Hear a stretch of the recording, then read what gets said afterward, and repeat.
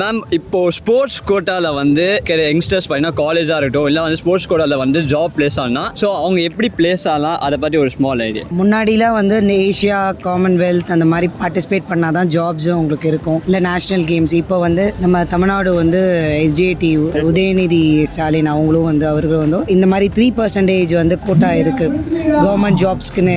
So நீங்கள் national represent பண்ணீங்க, national medal ஏதாவது ஒரு மெடல் வச்சுருந்தாலே நீங்கள் அதை அப்ளை பண்ணலாம். உங்களுக்கு வந்து டிகிரி இருந்தீங்கன்னா உங்களுக்கு இன்னும் வந்து ஒரு நல்ல ஜாப் கிடைக்கும். You should have some national representation, state medal இருந்தாலே பாயிண்ட்ஸ் பேஸ் பண்ணி நம்ம அவங்களுக்கு வந்து சீட் கிடைக்கும். இப்போ you have a free seats in SRM.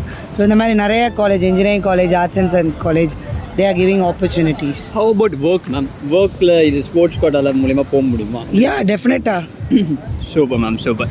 ஒவ்வொரு ஸ்போர்ட்ஸ், நாட் ஒன்லி அதில் எல்லா ஸ்போர்ட்ஸ்லேயும் அவங்களோட ட்ரைனிங் வந்து ஃபஸ்ட் ஸ்டார்ட் பேஸ் ட்ரைனிங்லாம் நல்லா பண்ணிவிட்டு அவங்களோட கோலுக்கு ஏற்ற மாதிரி they have to train and அதுக்கேற்ற மாதிரி they have to reach it. Thank you ma'am, thank you so much ma'am.